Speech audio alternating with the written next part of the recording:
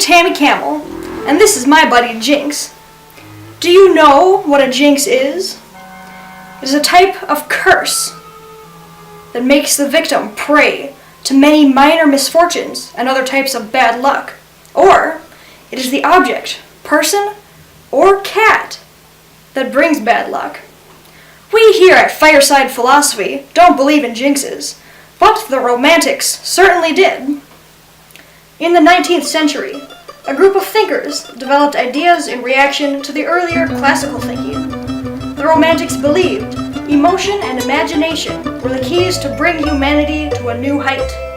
They valued the creative spirit over logical processes and sought refuge in nature against the artificial constructs of society.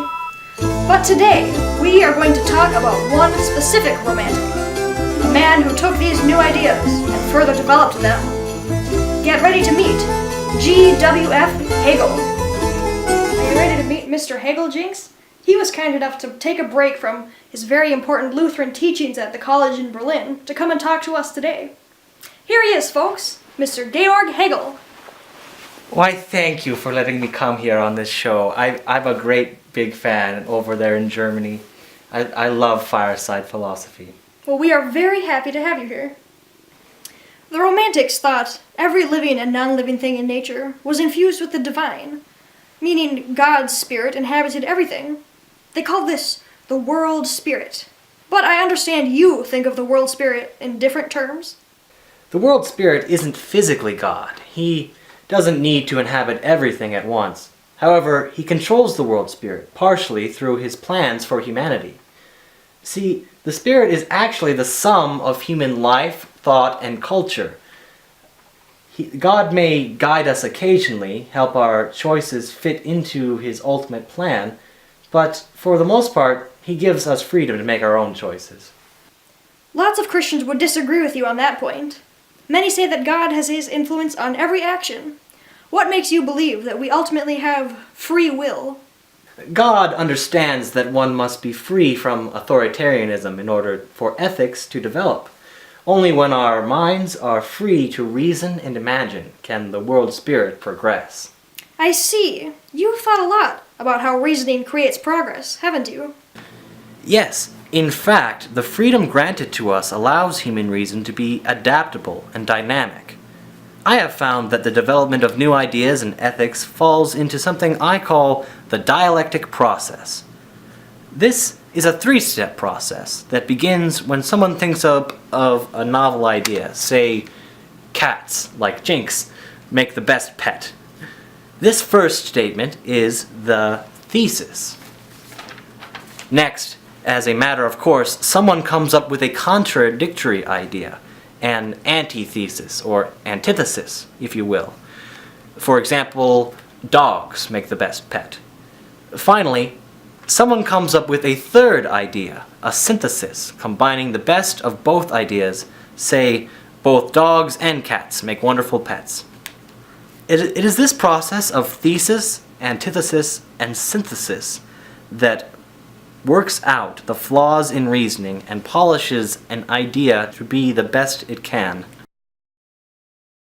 So, in other words, that which is right survives? Precisely. We see this process repeated throughout history. Antitheses and syntheses are constantly being offered, so the human condition continues to improve. But if life is constantly changing and improving, how can a philosopher pick out any universal truths? I claim that there are no universal truths. What is ethical or logical in one era may not be condoned in the next. An obvious viewpoint may prove to be completely irrational. Do you have any examples? Yes. At one time, it was believed that slavery was an economic right, but through the dialectic process, we came to realize how abhorrent it really is. I agree 100%, but I still don't understand. What use is there for philosophy then? Don't tell me I'm about to be out of a job. No, of course not. Philosophy remains as important as ever, for it is through philosophy that humanity can reach God's plan through the world spirit. What I offer is simply a new way of looking at philosophy. Think of it as a river flowing through history, a river of time, if you will. The water flowing past you is never the same water. Its temperature and speed is changed upstream as it is affected by rocks and the shore where you are. However, you are still standing at the same segment of the river. In the same way, reason and ethics look correct from a particular viewpoint in history. As time flows, like the river, it is affected by new circumstances. As we follow downriver, we find it filling with more water. This equates with philosophy discovering new, better ideas. Now I get it. You're saying philosophy must be examined with a historical lens, because what is true is constantly changing through the dialectic process. Exactly. I'm glad you understand. Well, this has been quite an enjoyable discussion.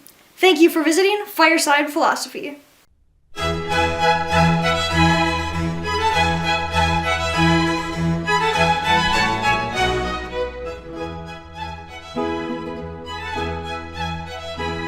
River of Time, huh?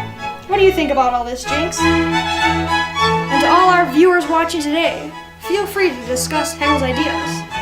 One of you might come up with the next antithesis.